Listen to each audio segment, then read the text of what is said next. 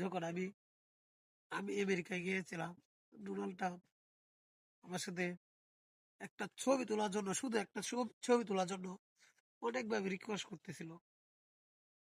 বেচারা রিকোয়েস্ট করতেছিল, কি করবো, তার সাথে আমি একটা ছবি তুলছিলাম।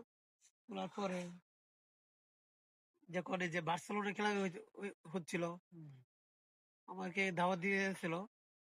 তো অনেক বড় সেলিব্রিটি, এখনকার সময় এত বড় সেলিব্রিটি নেই। মেসি এসে অনেকভাবে রিকোয়েস্ট করতেছিল ওর সাথে একটা ছবি তোলার জন্য।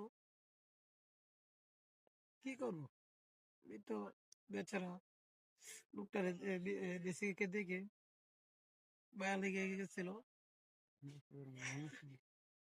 তারপরে একটা ছবি তুলছিলাম, তাদেরকে 1 লক্ষ টাকা করে বরাদ্দ দিয়ে দিয়ে এসেছিলাম। আমার তখনকার সময় অনেক জনপ্রিয় ছিল। এখন